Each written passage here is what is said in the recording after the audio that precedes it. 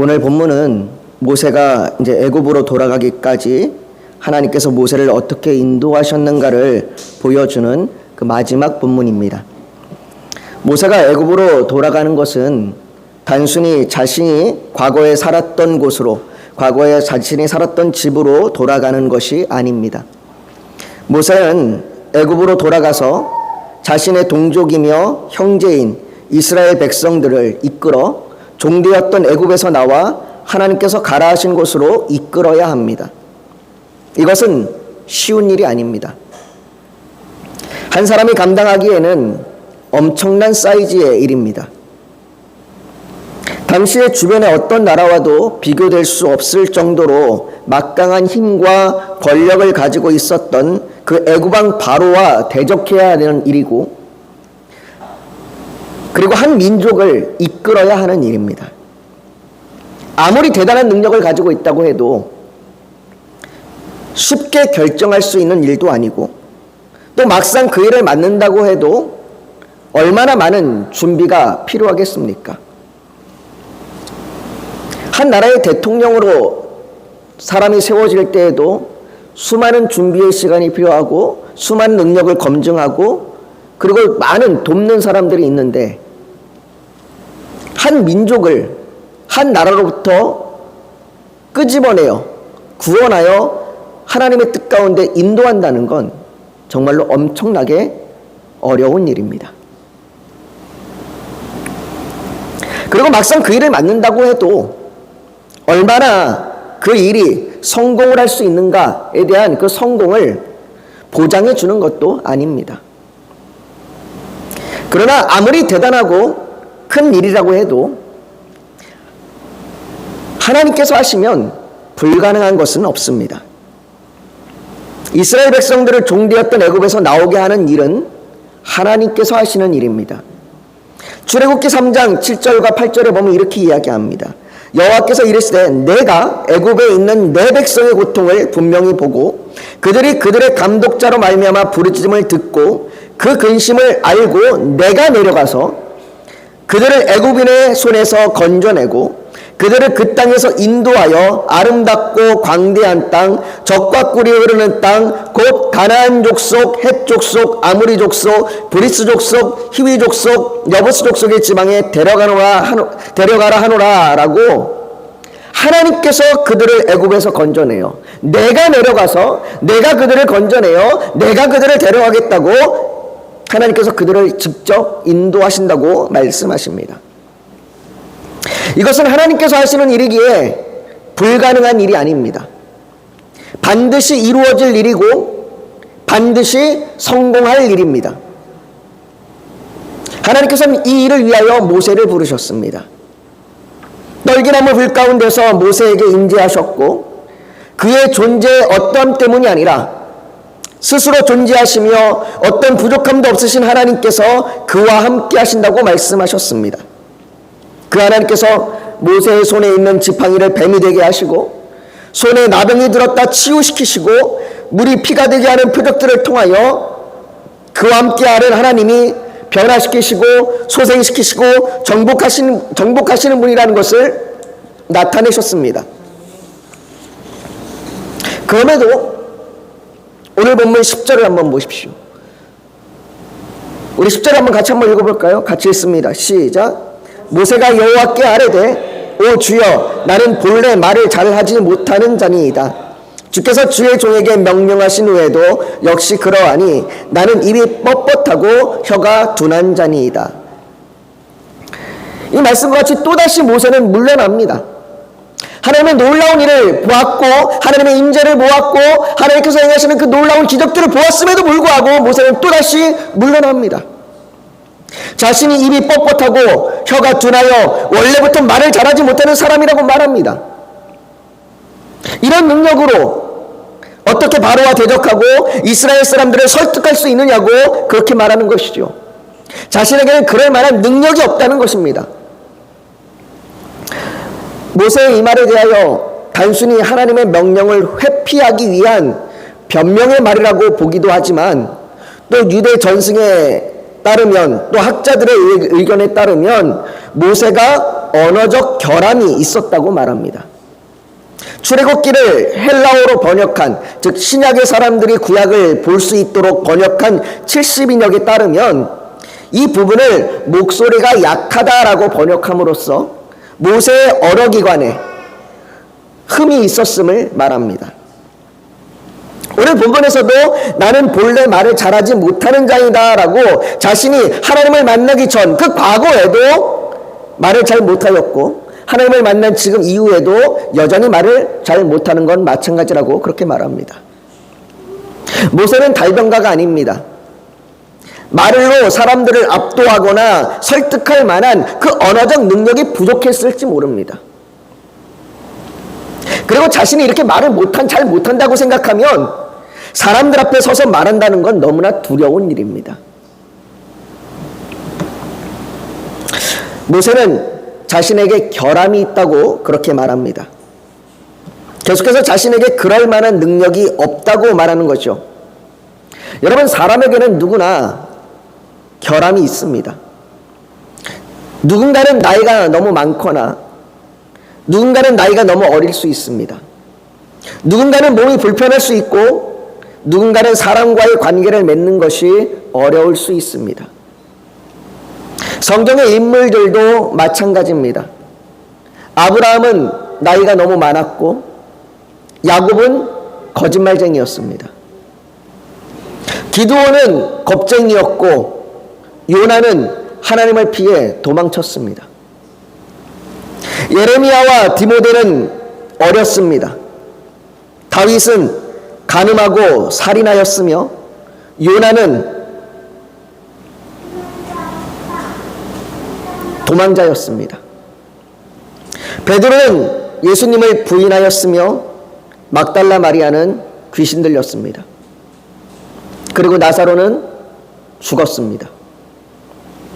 그럼에도 불구하고 하나님께서는 이들을 통하여 하나님의 일을 이루셨습니다. 하나님께서는 이들의 결함을 보며 부족하다고 말하지 않으셨습니다. 하나님께서는 이들의 결함을 아셨으며 이해하셨습니다. 그러나 그 결함이 하나님보다 결코 클 수 없습니다. 하나님께서는 오늘 모세에게 말씀하십니다. 여호와께서 그에게 이르시되 누가 사람의 입을 지었느냐? 누가 말 못하는 자나 못 듣는 자나 눈 밝은 자나 맹인이 되게 하였느냐? 나 여호와가 아니냐? 이제 가라. 내가 내 입과 함께 있어서 할 말을 가르치리라.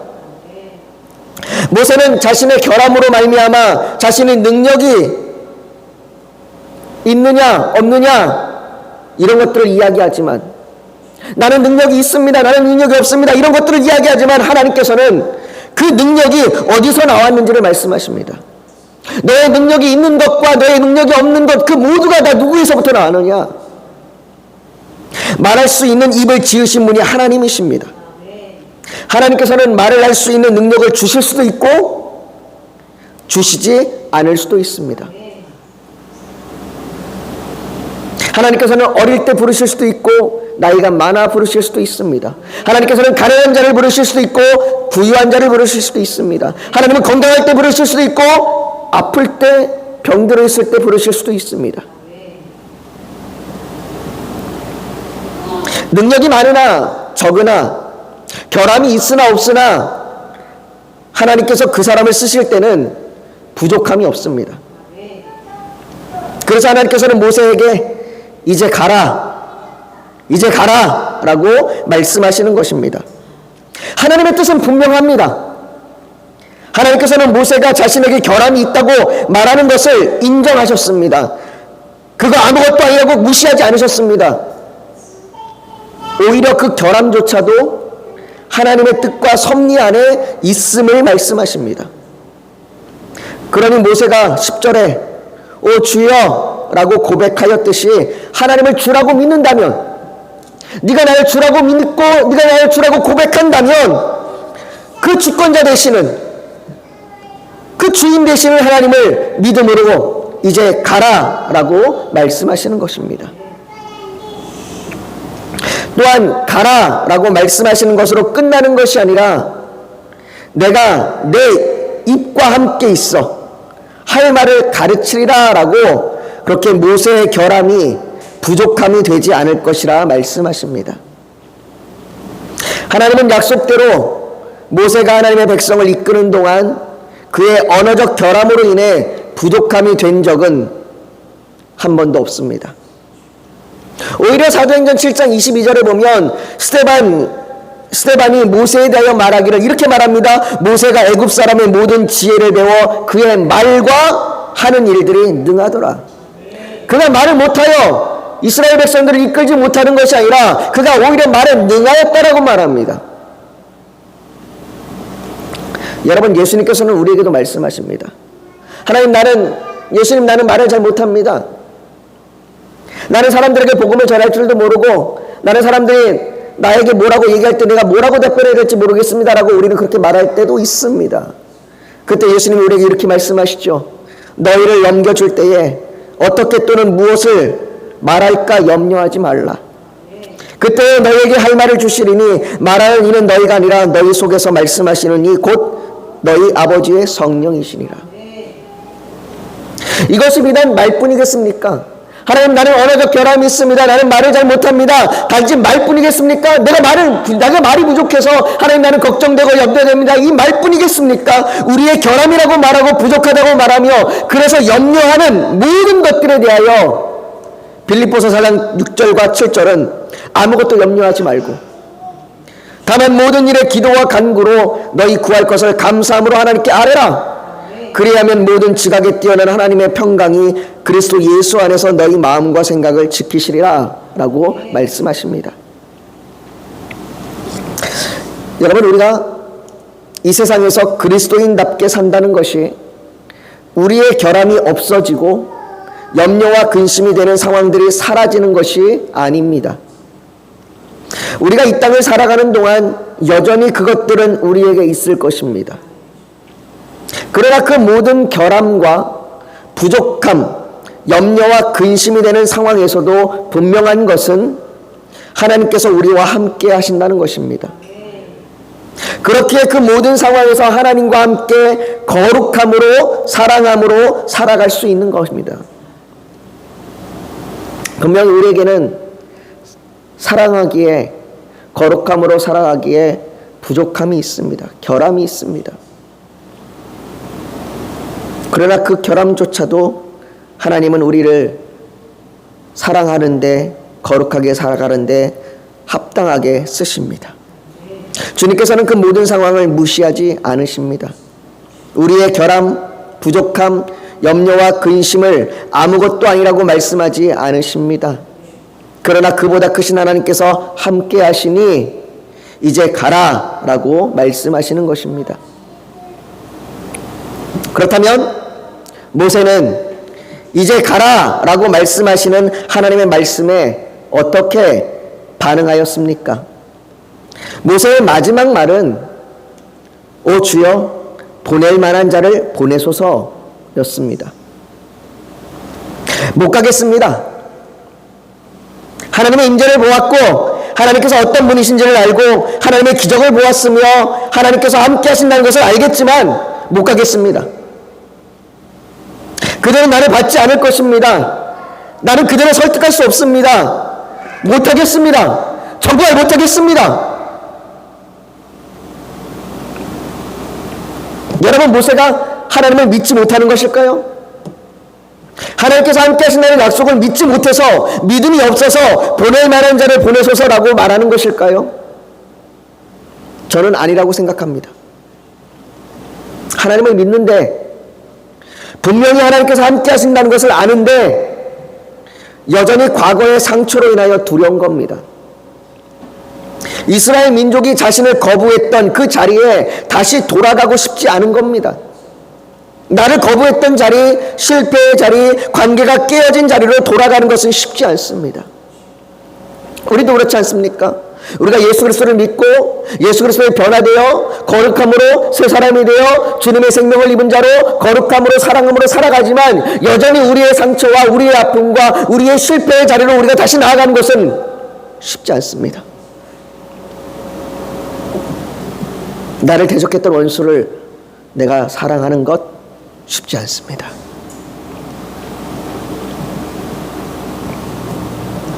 그런 모세를 향하여 14절은 여호와께서 모세를 향하여 노하여 이르시되 레위 사람 내 형 아론이 있지 아니하냐?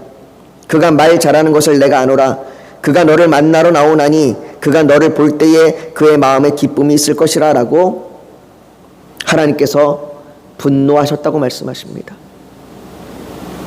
여러분, 성경에 하나님께서 민족을 향하여 분노하실 때도 있고 한 나라를 향하여 분노하실 때도 있고 한 집단을 향하여 분노하실 때도 있습니다. 그러나 하나님께서 개인에게, 한 사람에게 분노하신 일은 이때뿐입니다. 하나님께서 이때 모세에게, 그 한 개인에게 분노하십니다. 그렇다면 왜 이렇게 하나님께서 분노하시는 것입니까? 하나님께서 그렇게 여러 번 말씀하시고 표적을 보여주었음에도 불구하고 여전히 하나님의 말씀에 순종하지 않는 모세를 보면서 답답함으로 분노하시는 것일까요? 너 왜 그러니? 너 왜 얘가 여지껏 내가 너에게 말하고 내가 여지껏 너에게 보여주고 너에게 여지껏 이래가 설명을 했는데 왜 너는 아직도 그렇게 주저앉아 있는 거니? 이런 답답함으로 그렇게 분노하시는 것일까요? 아니요. 이 하나님의 분노에는 안타까움에서 나오는 분노입니다. 여전히 그 상처의 짐을 지고 있는 그 모세를 향하여 안타까워하시는 겁니다. 왜 그 상처로 인해 여전히 아파하고 할 수 없다라고 하는 한계를 그어놓고 있는 거니? 왜 여전히 주저앉아 울고 있니라고 안타까워하시는 것입니다. 우리도 모세처럼 하나님, 저 사람만은 사랑할 수 없습니다. 저 사람만은 용서할 수 없습니다. 실패했던 그곳으로 다시 돌아가고 싶지 않습니다. 하나님께서 말씀하시는 것 제가 다른 건 다 하겠지만 그것만은 할 수 없습니다. 이렇게 상처로 우리가 아파하는 그런 것들이 우리에게도 있지 않습니까? 분명히 우리가 새 사람이 되었고 분명히 우리가 거룩한 자로 하나님의 백성으로 살아가면서도 여전히 우리가 좀 더 나아가지 못하는, 우리가 좀 더 우리가 그리스도인으로서 사랑하지 못하는 그 부분이, 그 지점이, 그 실패의 자리가 우리에게 있다는 겁니다. 하나님, 내가 거기만은 도저히 못 가겠습니다. 하나님, 내가 거기만은 도저히 내가 갈 수 없습니다. 내가 그건 너무나 두렵습니다라고 여기는 그것이 우리에게 남아있다는 것이죠. 주님은 그곳에 머물러 있어서 그곳에만 집중하여 있고 그것에만 보고 있는 그 약한 심령을 향하여, 그 상처받는 심령을 향하여 안타까워하시는 겁니다. 예수님께서는 부활하신 후에 제자들을 찾아가셨습니다. 제자들은 예수님께서 십자가에 달릴 때 예수님을 버리고 도망쳤습니다. 그 제자들에게 다시 찾아가신 겁니다. 그 중에 베드로를 만나셨고 베드로에게 요한의 아들 시몬아, 내가 이 사람들보다 나를 더 사랑하느냐라고 3번이나 반복해서 물으셨습니다. 베드로는 3번째 예수님께서 물으셨을 때 근심하였습니다. 그리고는 주님, 모든 것을 아시오매 내가 주님을 사랑하는 줄을 주님께서 아시나이다 라고 그렇게 말합니다. 여러분, 왜 예수님께서 베드로에게 3번이나 물으셨을까요? 예수님께서 베드로의 마음을 모르셔서 그 마음을 확인하기 위하여 3번이나 그렇게 반복해서 물으셨던 것일까요? 아니요, 예수님은 이미 그 마음을 다 알고 계십니다. 베드로가 예수님을 얼마나 사랑하시는지, 베드로가 얼마나 주님을 향하여 간절한 마음인지 예수님은 이미 다 알고 계십니다. 예수님께서는 우리를 향하여서도 우리가 주님을 사랑하시는지 분명히 알고 있습니다. 우리의 아픔이 무엇인지, 우리의 상처가 무엇인지, 우리의 마음을 이미 다 알고 계십니다. 그럼에도 불구하고 예수님께서 베드로에게 3번이나 네가 나를 사랑하느냐라고 물으시는 것은 예수님께서 베드로의 마음을 확인하기 위하여 물으시는 것이 아니라 베드로가 하고 싶고 해야만 하는 말을 온 마음을 다해 하게 하신 것입니다. 베드로에게는 예수님을 부인한 상처가 있습니다. 그 상처는 예수님과의 관계에서, 그리고 다른 사람들과의 관계에서 한계의 선을 두게 합니다. 아, 내가 과거에 예수님을 배반했지. 그 배반의 상처가, 그 배신의 상처가, 그 부인했던 상처가 예수님께 더 나아가지 못하게 하는 겁니다. 그리고 다른 사람들과의 관계에서도 그렇게 부인의 상처가, 배반의 상처가 그 사람들에게 나아가지 못하게 하는 겁니다. 그래서 예수님께서는 베드로가 주님을 사랑합니다. 내가 예수님을 3번이나 부인했지만, 주님께서 그 모든 것을 아시지만, 내가 배반하고 내가 돌아서고 예수님을 저주했던 그 상황 모든 것 다 아시지만, 그럼에도 여전히 주님을 사랑합니다. 내가 주님을 사랑합니다 라고 그렇게 고백함으로써 그 상처를 싸매 주시는 것입니다. 그렇게 상처를 싸매시면서 베드로에게 내 양을 먹이라 라고 하나님의 일을 맡기시는 것이죠. 오늘 본문의 하나님의 분노도 마찬가지입니다. 모세야, 왜 아직까지 그 상처에 주저앉아 있니? 왜 아직도 그 이스라엘 백성들이 너를 거부할 것이라고 했던 그 거부했던 그 상처에 머물러서 있어서 왜 나를 보지 못하고, 왜 내 마음을 더 알지 못하고, 왜 한 걸음 더 나아가지 못하니라고 하나님께서 그렇게 분노하며 안타까워하시는 겁니다.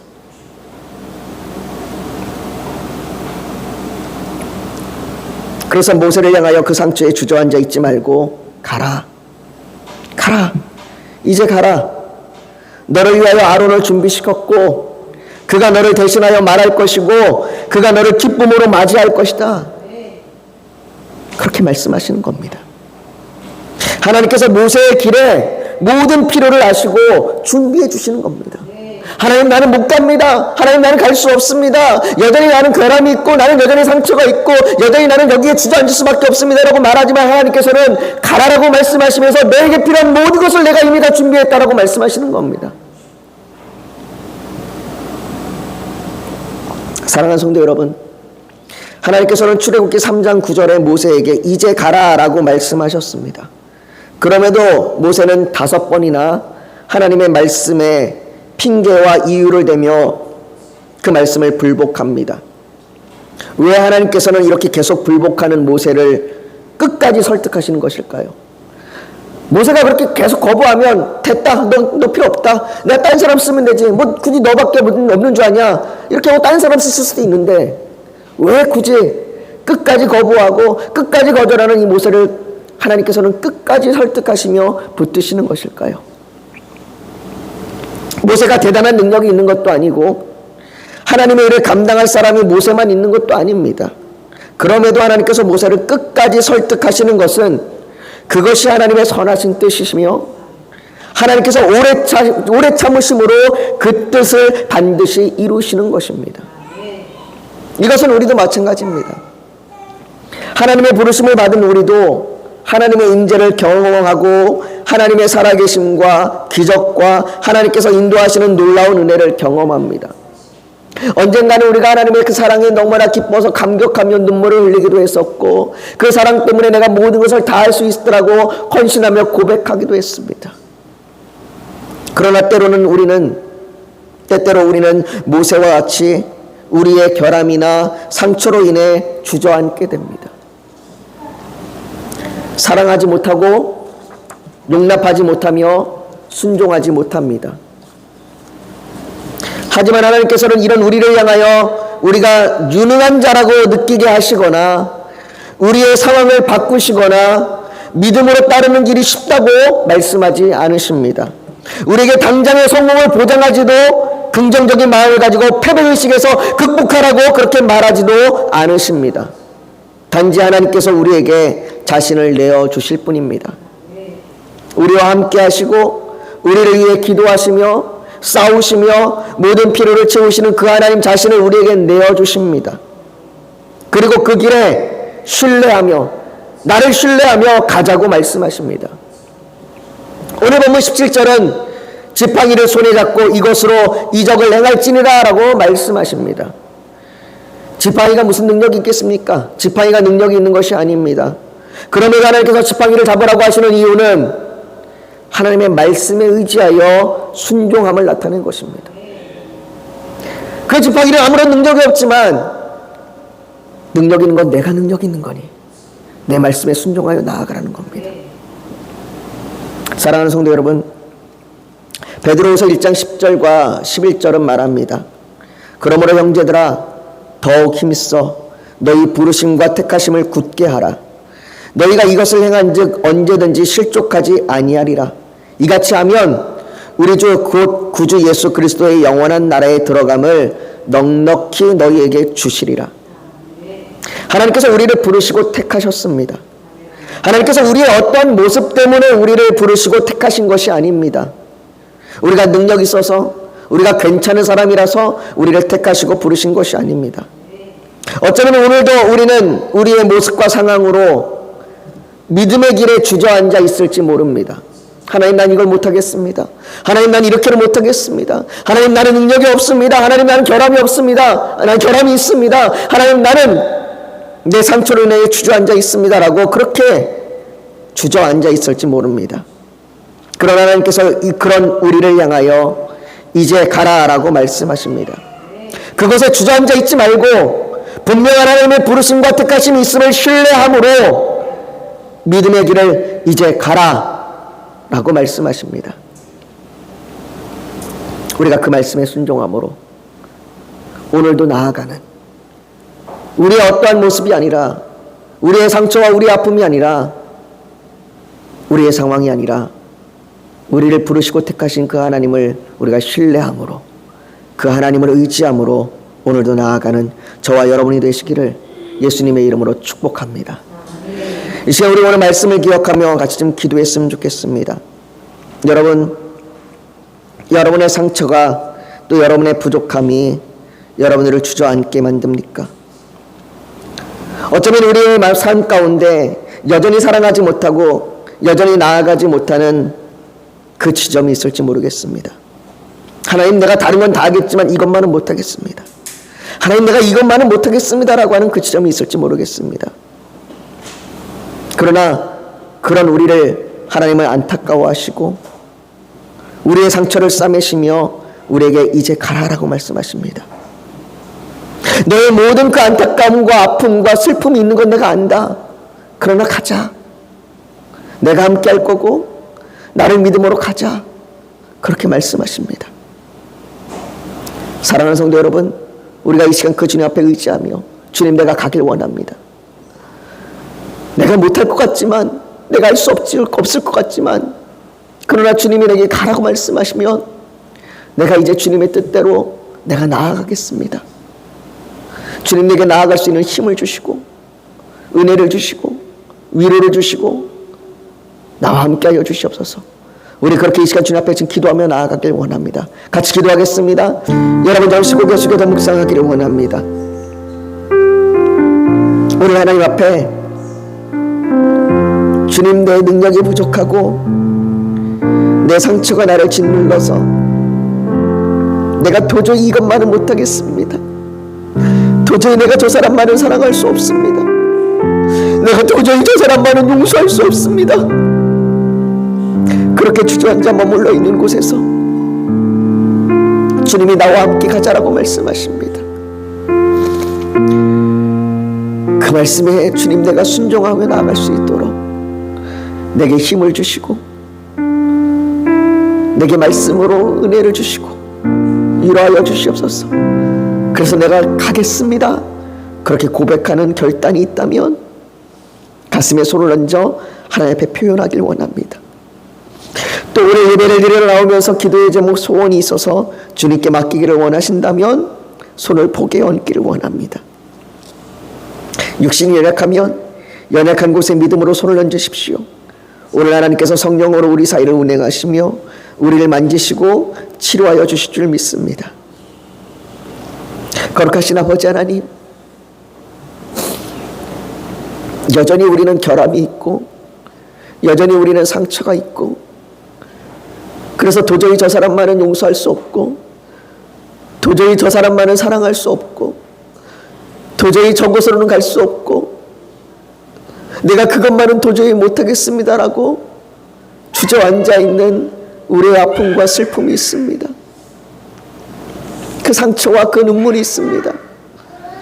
아버지, 그러나 그 모든 것을 아버지 하나님이 아시고 그 모든 것 가운데 모든 것을 알지만 그럼에도 불구하고 함께 하시겠으니 가자라고 말씀하십니다.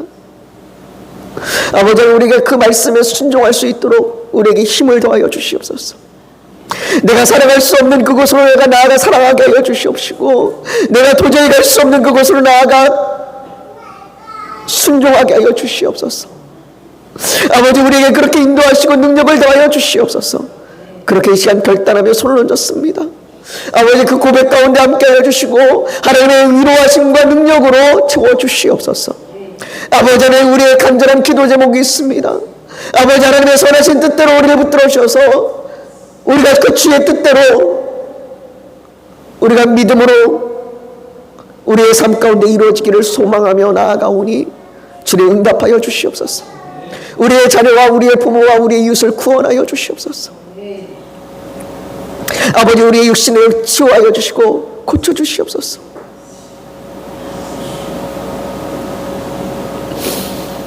주께서 우리를 붙들어 주셔서 우리의 질병 가운데 우리가 주저앉아 있는 것이 아니라 하나님을 더욱더 찬양하며 나아갈 수 있도록, 오히려 하나님의 영광이 나타나는 그 놀라운 일을 우리가 보게 하나님 인도하여 주시옵소서. 모든 것 주 앞에 올려드리며 예수님의 이름으로 기도하옵나이다. 아멘.